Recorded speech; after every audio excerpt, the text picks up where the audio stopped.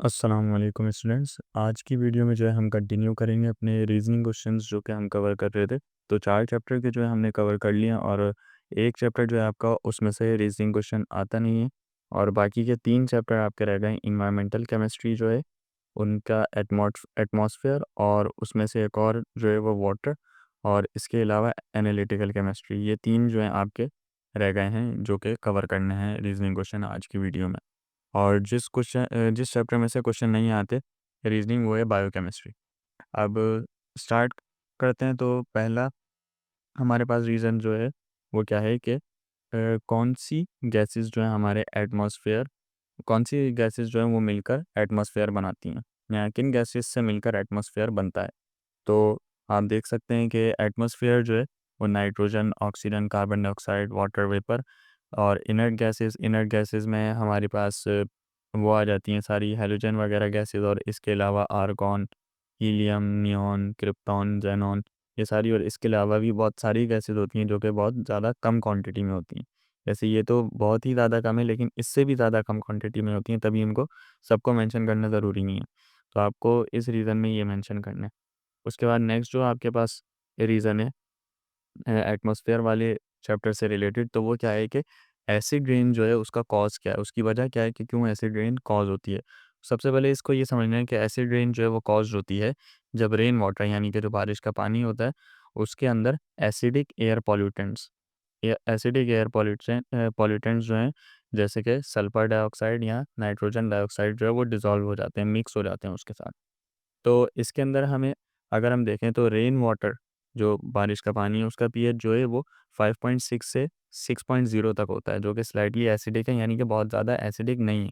लेकिन होता क्या है कि एयर पॉल्यूटेंट्स जो हैं सल्फर डाइऑक्साइड, जो एसिडिक एयर पॉल्यूटेंट्स हैं सल्फर डाइऑक्साइड और नाइट्रोजन डाइऑक्साइड, ये जो है रेन के साथ, जो बारिश का पानी है उसके साथ मिक्स हो जाते हैं और फिर उस पानी के अंदर ये H2SO4, HNO2 और HNO3 ये फॉर्म करते हैं। तो ये फॉर्म्ड हो जब ये एसिड्स फॉर्म्ड होते हैं रेन में, तो उसके अंदर जो है पीएच 5.6 और 6.0 से ड्रॉप होके 4 हो जाता है। तो जैसे-जैसे पीएच नीचे जाता है 7 से 0 की साइड पे, जैसे-जैसे पीएच नीचे जाएगा तो वैसे-वैसे एसिड की जो वो होती है, स्ट्रेंथ होती है, वो स्ट्रॉन्ग होती जाती है।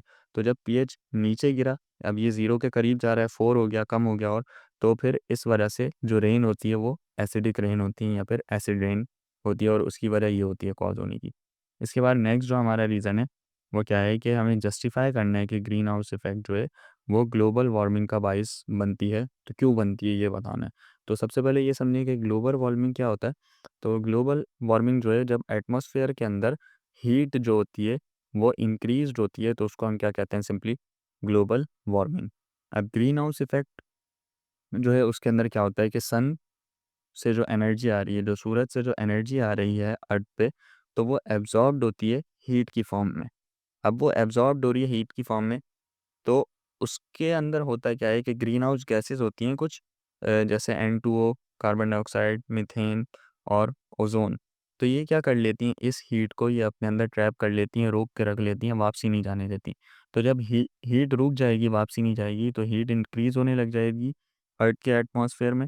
तो जब एटमॉस्फेयर में अर्थ के हीट इंक्रीज़ होगी तो टेम्परेचर जो है उसका इंक्रीज़ होगा, और हमने देखा कि जब टेम्परेचर यानी कि हीट जो है इंक्रीज़ होती है तो उस एटमॉस्फेयर में, उसको हम क्या कहते हैं, ग्लोबल वार्मिंग। तो इससे क्या कॉज़ होगी, ग्लोबल वार्मिंग। तो इस तरह से ग्रीन हाउस इफ़ेक्ट जो है वो बाइस बनता है ग्लोबल वार्मिंग का। नेक्स्ट जो है आपके पास रीज़न वो क्या है कि कूलनेस जो है, कि ज़्यादा जो हमें ठंड महसूस होती है माउंटेन के टॉप पे, तो उसको जस्टिफ़ाई करना है सी लेवल से। जब हम ऊपर जैसे-जैसे सी लेवल से ऊपर जाते हैं तो वहाँ पे ज़्यादा हमें ठंड महसूस क्यों होती है।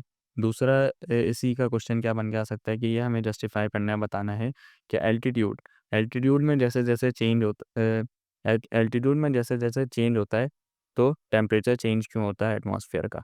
तो सबसे पहले एल्टीट्यूड समझना पड़ेगा कि एल्टीट्यूड क्या होता है। तो सी लेवल जो होता है उसके अबव, जैसे-जैसे उसके हम ऊपर जाएँगे तो उसको हम क्या कहते हैं, एल्टीट्यूड।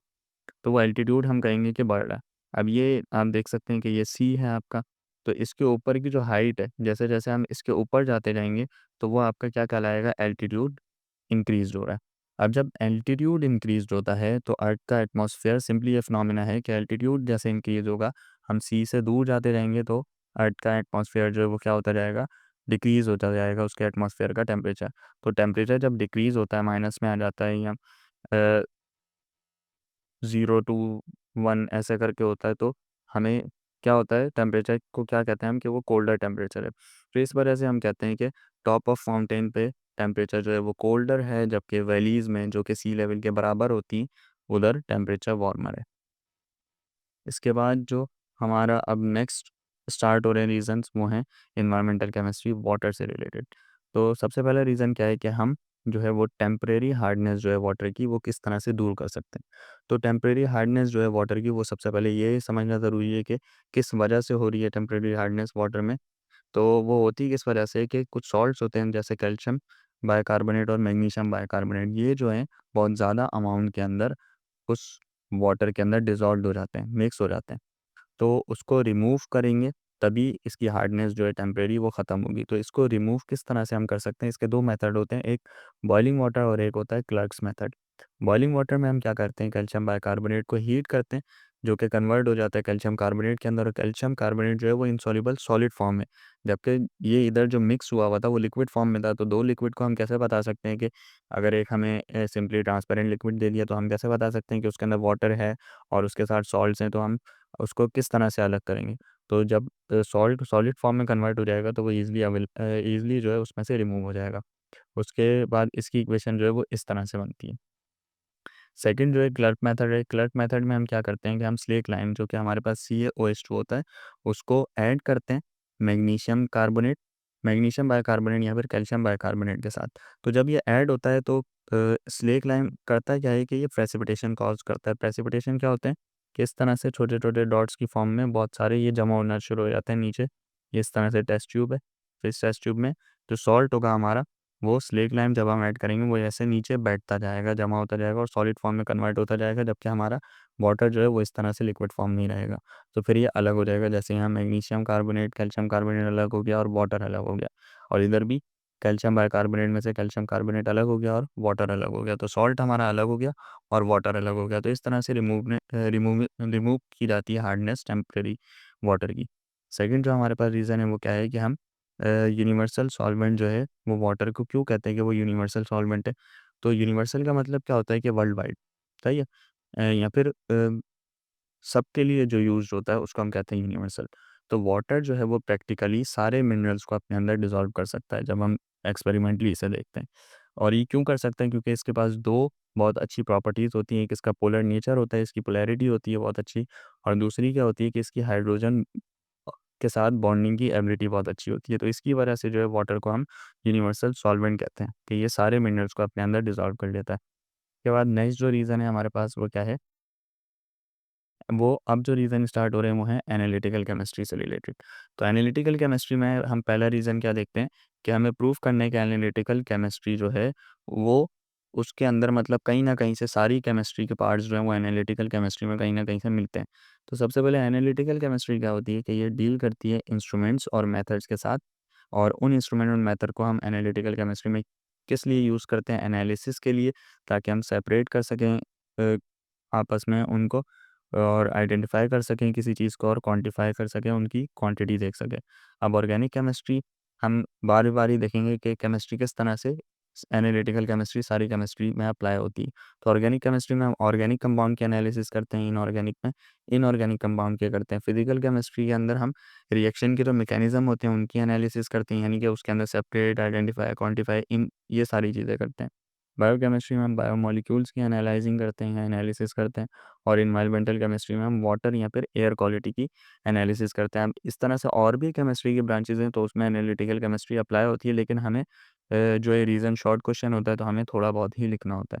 उसके बाद जो है नेक्स्ट हमारे पास रीज़न क्या है कि हमें जस्टिफ़ाई करना है, कि हमें ये बताना है कि हमें किसी चीज़ को क्वांटिफ़ाई करना है, उसकी क्वांटिटी पता करनी है, तो हमें उसको क्वालिफ़ाई करना क्यों ज़रूरी है, कि क्वांटिफ़ाई जब हम करेंगे तो पहला स्टेप हमारा क्वालिफ़ाई क्यों होता है। तो इसके लिए क्वालिफ़िकेशन हमें समझनी पड़ेगी कि क्वालिफ़ाइंग का मतलब क्या होता है, कि क्वालिफ़ाइंग जब हम करते हैं किसी चीज़ को, तो उसका मतलब होता है आइडेंटिफ़ाई करना, सही है? या फिर जिस चीज़ को क्वालिफ़ाई कर रहे हैं उसकी प्रॉपर्टीज़ देखना, उसके मेथड्स देखना और उसका सैंपल को प्रिपेयर करना। अब कभी भी एक एग्जांपल ले लेते हैं इसमें हमें, कि कभी भी कोई केमिस्ट जो है वो अपना काम स्टार्ट करेगा तो उसको किसी चीज़ को क्वांटिफ़ाई करने से पहले क्वालीफ़ाई करना पड़ेगा। तो क्वालीफ़ाई करने का मतलब क्या है कि उसको पहले आइडेंटिफ़ाई करना पड़ेगा कि उसके पास क्या कंपाउंड है सैंपल के अंदर, फिर वो उसकी क्वांटिटेटिव एनालिसिस या क्वांटिफ़ाई या क्वांटिफ़िकेशन कर सकता है। इसकी एक एग्ज़ाम्पल क्या हो सकती है कि आप सोचेंगे कि जैसे एक हमारे पास बास्केट है और उस बास्केट के अंदर हमारे पास बहुत सारे फ्रूट्स हैं। अब हमें किसी एक फ्रूट को जो है वो क्वांटिफ़ाई करना है, मतलब उसकी क्वांटिटी पता करनी है। तो सबसे पहले हमें उसको आइडेंटिफ़ाई करना पड़ेगा, उसका नाम क्या है, कलर कैसा है, इस तरह से फिर उस तभी उसकी क्वांटिफ़िकेशन हो सकती है, क्वांटिटी पता हो सकती है। तो इस वजह से जो है क्वांटिफ़ाई करने के लिए पहला स्टेप क्वालीफाई ज़रूरी होता है। इसके बाद हमारे पास नेक्स्ट रीज़न जो है वो क्या है कि पोटेंशियोमेट्रिक एनालिसिस की एक टाइप है। वो हम एडवांस इंस्ट्रूमेंटल मेथड्स जो है उसको उसके अंदर क्यों यूज़ करते हैं हम पोटेंशियोमेट्रिक एनालिसिस को। तो इसका रीज़न क्या है कि हम पोटेंशियोमेट्रिक एनालिसिस को एडवांस इंस्ट्रूमेंटल मेथड्स के अंदर यूज़ करते हैं इस वजह से, क्योंकि ये जो है ऐसी इलेक्ट्रोड्स जिनके अंदर करंट फ्लो नहीं कर पाता, तो उनके दरमियान हम इसका पोटेंशियल पता कर सकते हैं। तो एक यूनिक प्रॉपर्टी हुई। इसके अलावा जो है कि हमें आयंस की डिटेक्ट करना है आयंस को सॉल्यूशन के अंदर, तो उसके लिए ये बहुत ज़्यादा हाई प्रिसीजन, मतलब बहुत ज़्यादा अच्छा रिजल्ट देता है पोटेंशियोमेट्रिक एनालिसिस। इसके साथ साथ ही इसको हम वाटर की टेस्टिंग के अंदर, फार्मास्यूटिकल इंडस्ट्रीज़ में फूड क्वालिटी पता करने के लिए और क्लिनिकल लैब्स में जो है यूज़ करते हैं पोटेंशियोमेट्रिक एनालिसिस को। और जो हमारा लास्ट रीज़न जो है वो क्या है कि साइंटिस्ट जो हैं वो इंफ्रारेड स्पेक्ट्रोस्कोपी, आईआर स्पेक्ट्रोस्कोपी को क्वालिटी कंट्रोल किस तरह से करते हैं इस प्रोसेस को यूज़ करते हुए डिफरेंट इंडस्ट्रीज़ के अंदर। तो ये हम देखते हैं बारी-बारी के फार्मास्यूटिकल इंडस्ट्री के अंदर जो है वो आईआर स्पेक्ट्रोस्कोपी का यूज़ करते हुए एक्टिव इंग्रीडिएंट जो होते हैं किसी भी दवाई के अंदर उसको आइडेंटिफ़ाई करते हैं। सही है। इसके साथ-साथ ही ड्रग के अंदर इम्प्योरिटीज़ जो होती हैं उसको डिटेक्ट करते हैं। तो उससे क्वालिटी कंट्रोल हो सकती है। सही है। उससे क्वालिटी कंट्रोल की जाती है। जबकि फूड और बेवरेजेज़ की इंडस्ट्रीज़ जो होती हैं उसके अंदर फूड क्वालिटी जो है उसको देखा जाता है, कंट्रोल किया जाता है, जबकि कॉन्टामिनेंट्स जो हैं उनको डिटेक्ट किया जाता है। इसके अलावा मैन्युफैक्चरिंग जो इंडस्ट्रीज़ हैं उनके अंदर रॉ मटेरियल्स को वेरीफ़ाई किया जाता है आईआर स्पेक्ट्रोस्कोपी के ज़रिए, और डिफेक्ट्स जो भी होते हैं उनको डिटेक्ट किया जाता है। इसके अलावा टेक्सटाइल्स इंडस्ट्री जो उसके अंदर फाइबर की टाइप्स, कितनी टाइप्स के फाइबर होते हैं उनको आइडेंटिफ़ाई किया जाता है कि कौन-सा फाइबर है। और इसके अलावा जो इम्प्योरिटीज़ को डिटेक्ट किया जाता है इसमें भी, और प्रोडक्शन प्रोसेसेस जो किसी भी चीज़ के प्रोसेसेस होते हैं उनको कंट्रोल या मॉनिटर किया जाता है। तो इस तरह से जो है हमने बारी-बारी सारे चैप्टर्स के रीज़न कवर किए।